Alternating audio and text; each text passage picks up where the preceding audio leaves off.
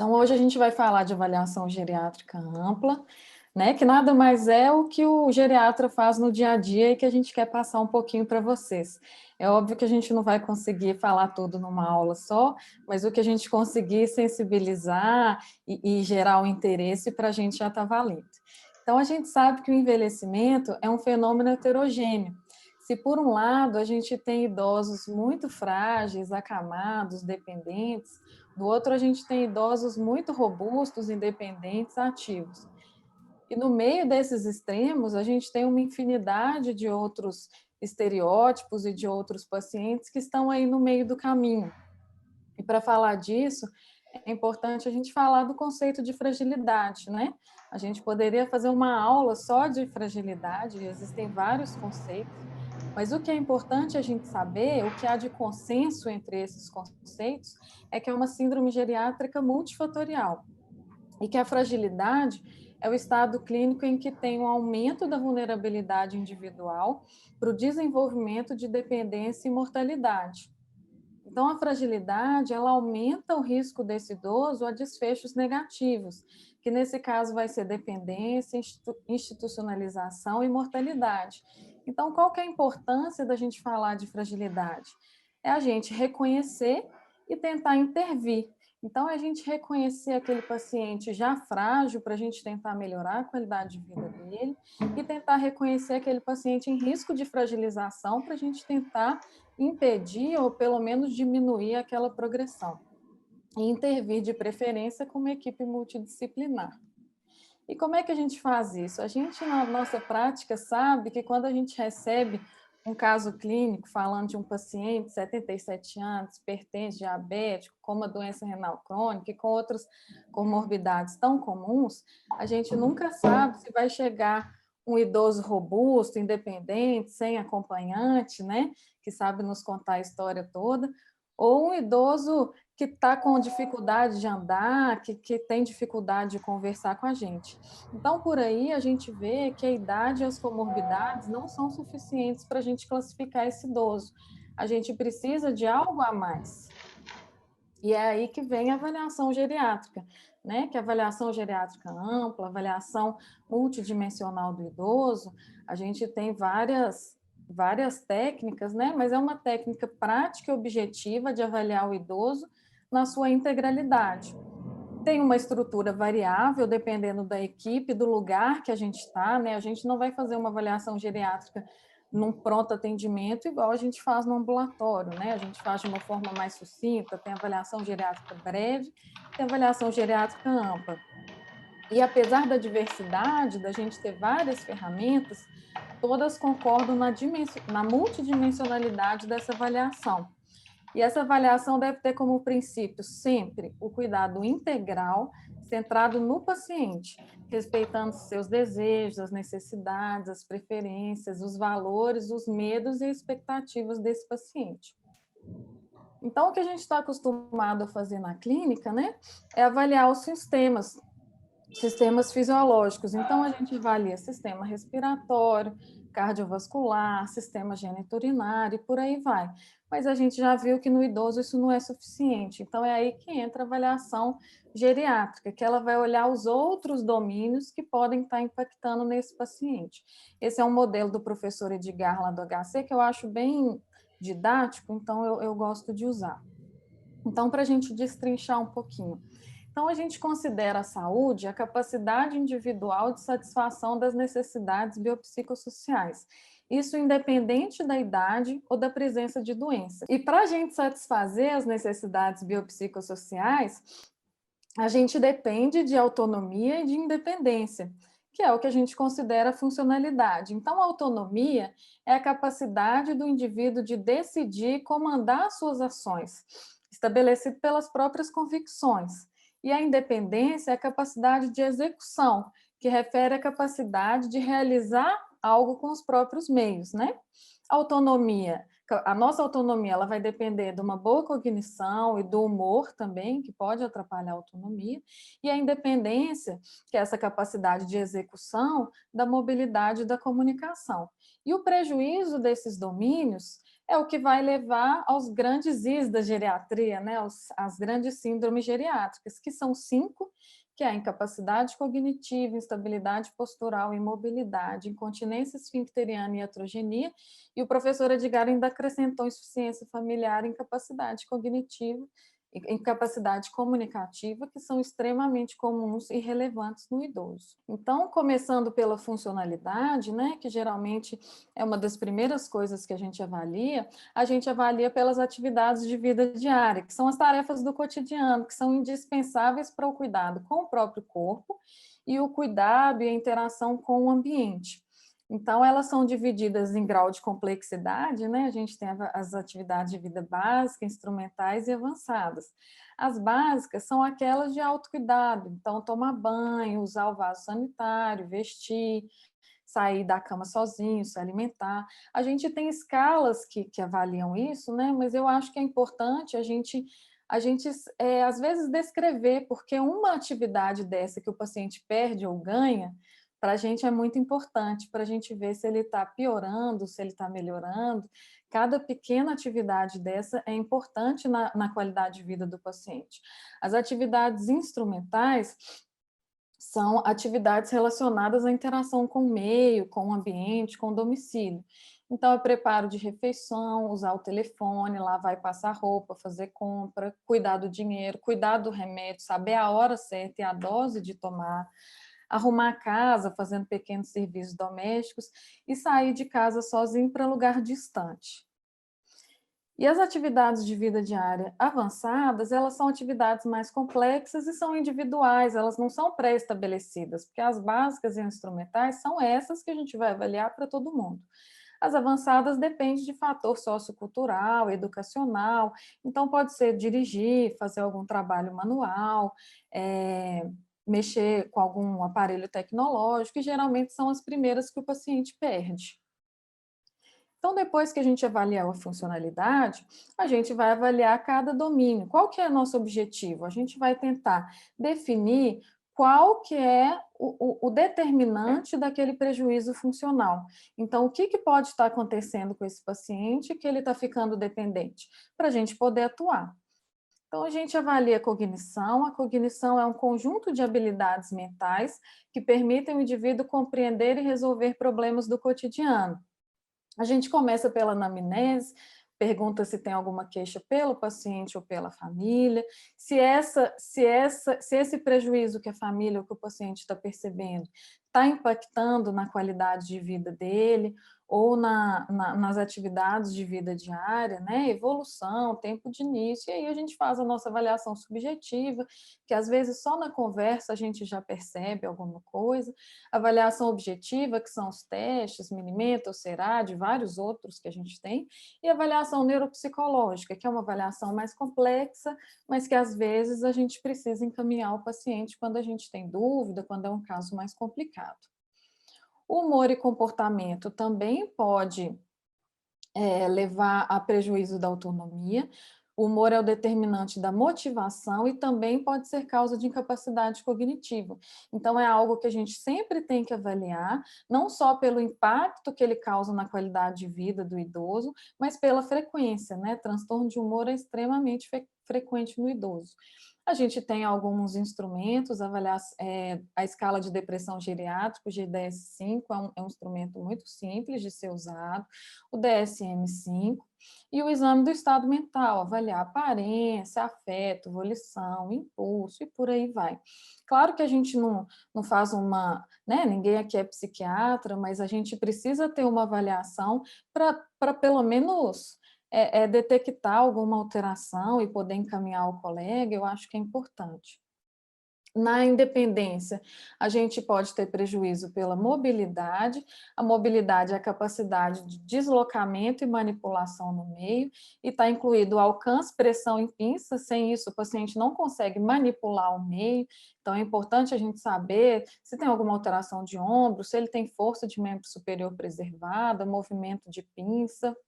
A marcha também, que é extremamente importante, que é a capacidade de deslocamento, e aí a gente já começa a avaliar na hora que a gente chama o paciente na sala de espera, então a gente vê se ele está levantando bem da cadeira, se precisa de apoio, se teve algum desequilíbrio, se tem algum dispositivo de marcha, né? E aí a gente tem as avaliações mais objetivas, com alguns testes que a gente faz. É importante também fazer uma avaliação do ambiente, que também pode estar atrapalhando essa mobilidade e também pode ser um risco alto de queda.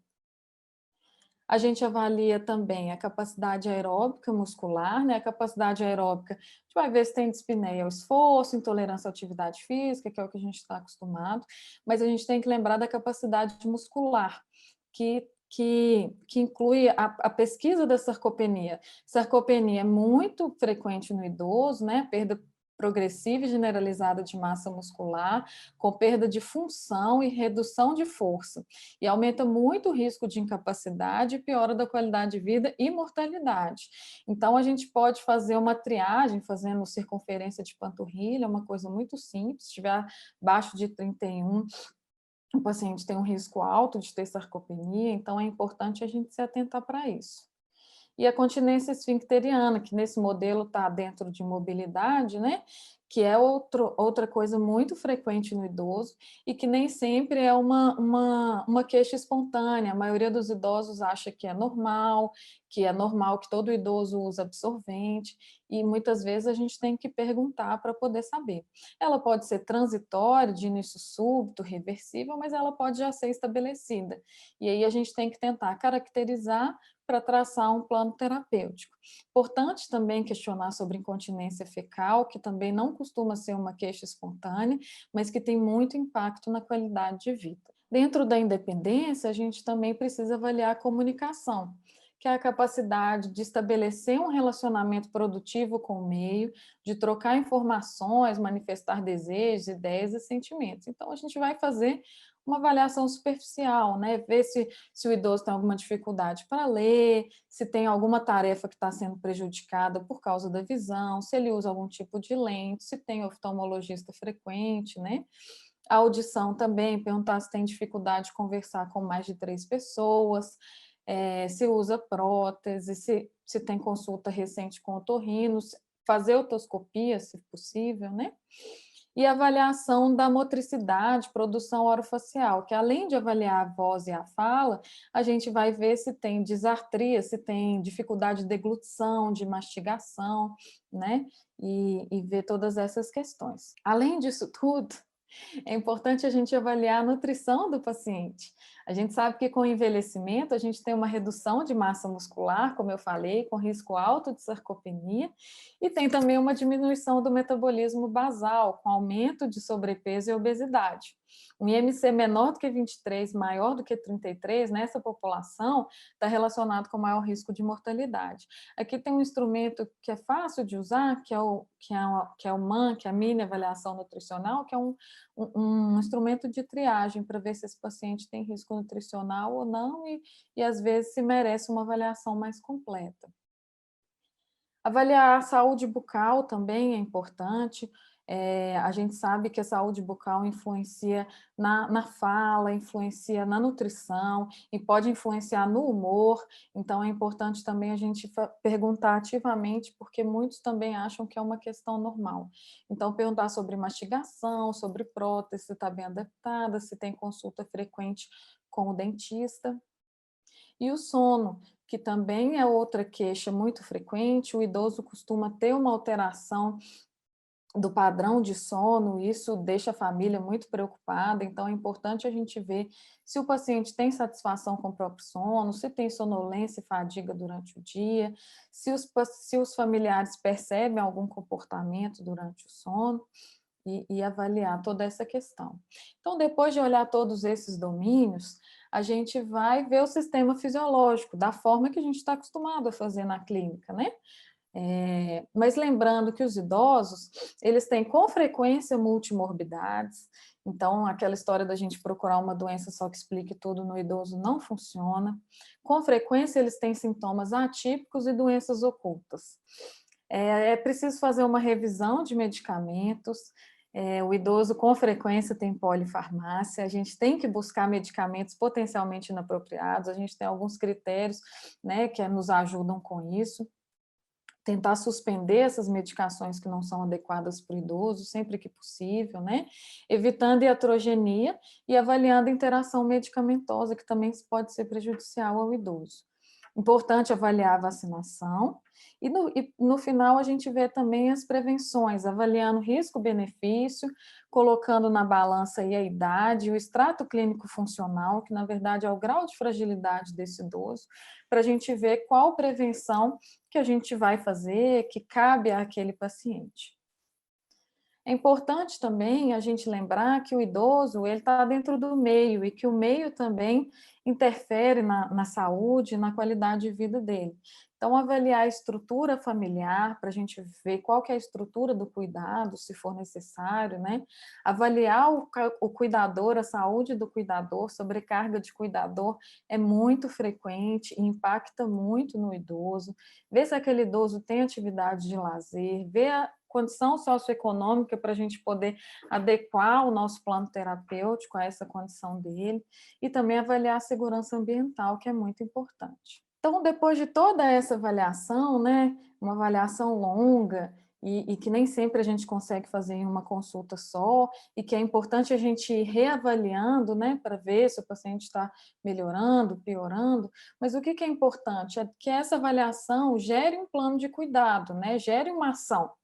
Então, esse plano de cuidado, a gente tem a lista de problemas e a gente tem as propostas terapêuticas, que vão de suspensão de intervenções terapêuticas e diagnósticas inadequadas, definição de meta terapêutica individualizada e compartilhada com o idoso e com a família, porque as metas terapêuticas do idoso não são todas iguais, elas não são as mesmas do adulto, né? Então, se a gente pega um idoso muito frágil, a meta pressórica, a meta de glicohemoglobina não vai ser a mesma de um idoso robusto, então a gente precisa definir essas metas e compartilhar com a família, né? A proposta de tratamento de condições subdiagnosticadas, proposta de reabilitação e de prevenção. E fazer a estruturação do cuidado, definir qual vai ser a equipe multidisciplinar que vai participar daquele cuidado, orientar a família quanto à adequação do ambiente e envolver aquela família e os cuidadores no cuidado, orientando, educando eles para melhor cuidado daquele paciente. Então, como mensagem final, né, eu acho que é importante a gente entender que essa heterogeneidade do envelhecimento exige que a avaliação do idoso seja sempre multidimensional e individualizada. Reconhecer a fragilidade ou o risco da fragilidade e definir o que está determinando essa fragilidade é essencial no cuidado do idoso, com o objetivo de impedir ou reduzir a velocidade do declínio funcional. A avaliação adequada do idoso com a definição do grau de fragilidade é imprescindível na determinação de proporcionalidade terapêutica. A Renata vai falar aí de cuidado paliativo, né? A gente sabe que idade e comorbidade não são suficientes para a gente determinar proporcionalidade terapêutica. Isso é um assunto muito importante, tanto para vocês nefrologistas que às vezes pegam um idoso que precisa definir se vai fazer diálise ou não, mas hoje em dia, nesse contexto de pandemia, eu acho que a gente tem que ter isso muito, muito forte para a gente tomar essas decisões. E considerando o envelhecimento populacional, essa avaliação do idoso ela não pode ser restrita ao geriatra. Então, o que a gente quer é que todos os médicos, que com certeza vão ter muitos idosos no consultório, independente da especialidade, saibam ter esse olhar mais individualizado e mais amplo no idoso. Então é isso, eu queria agradecer, aqui está meu e-mail, caso alguém tenha alguma dúvida, e a bibliografia. Ô, Bárbara, surgiu uma pergunta aqui que me veio à cabeça, que me vem constantemente. Como é que a gente faz tudo isso em uma consulta? Assim, é uma consulta de 4 horas e meia. Como fazer a gestão do tempo, ainda mais uma pessoa muito frágil? Primeiro, a gente pode fazer essa avaliação ao longo de várias consultas, mas a gente tem que ter a sensibilidade também de saber priorizar, né? De ver o que é mais importante da gente fazer naquele momento.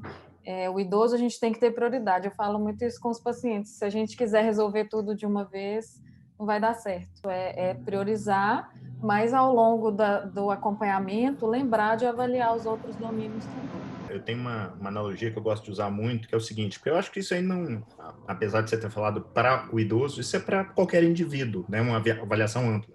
E não tem tempo para isso, eu concordo totalmente com esse termo. Mas todo mundo tem seu elefante na sala. Todo mundo tem aquele problema, que se você resolver aquele problema, você resolveu 80% dos problemas dele. Óbvio que eu estou sendo generalista aqui, mas eu acho que talvez esse também seja um caminho, né? Qual dessas matizes você vai atacar primeiro? Provavelmente aquela que o paciente e a família vão te contar. É isso aqui que está incomodando, né?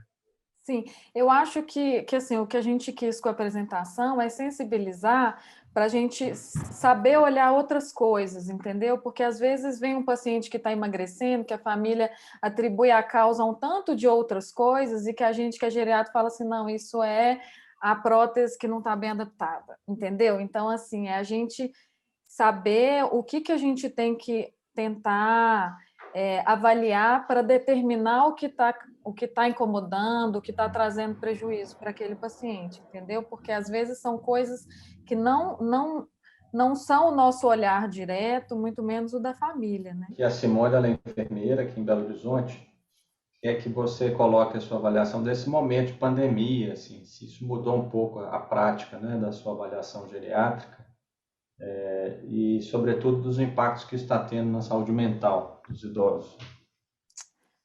Pois é, assim, a gente lá na Mais 60 mudou um pouco, né, Estevão? A gente tem feito muitas teleconsultas, né, e realmente a avaliação fica muito prejudicada por teleconsulta, né? Então, a gente está tendo um pouquinho de dificuldade, a gente está vendo que os pacientes estão ficando muito tempo longe e quando voltam, a gente está vendo os pacientes mais frágeis, mais debilitados, com humor extremamente prejudicado, assim, muito, a gente está vendo muito transtorno de humor, mas o que me impressiona, assim, é a fragilidade dos pacientes, é o quanto eles estão declinando, quanto eles declinaram rápido nesse período que eles estão sem fazer atividade física, que eles estão isolados, que eles estão sem acompanhamento médico regular, né? E sobre a pandemia também, que eu até coloquei na apresentação, essa questão da proporcionalidade terapêutica, eu acho que ela é muito importante, eu acho que a gente tem que sempre que falar dela, ainda mais nesse contexto, né, de muita demanda, de poucas vagas, então é uma coisa que a gente tem que estar sempre avaliando com a família, com o paciente, para numa situação mais aguda a gente já ter isso definido. Você acha que a avaliação geriátrica ela é fazer um monte de escalas? Não, por isso que eu nem quis ficar colocando, né? Tem uma aula que eu assisti que fala assim que a avaliação geriátrica ampla é um carrinho cheio de escala e a gente fica perdido no meio daquilo tudo. Eu gosto muito mais de descrever o que o paciente faz do que colocar um número de uma escala, né? Porque aí eu entendo, o meu colega que não é geriatra vai entender. Então, eu acho que as escalas, elas nos ajudam quando a gente vê que o paciente tem aquele domínio prejudicado, aí a gente vai usar as escalas, ou quando a gente está na dúvida. Se o paciente não tem funcionalidade prejudicada, é um paciente ativo, robusto, você não precisa ficar fazendo tudo, né? Você precisa fazer uma avaliação breve para ver se você detecta alguma coisa, né? Obrigado, doutora Bárbara. Até a próxima, então. Obrigada, gente.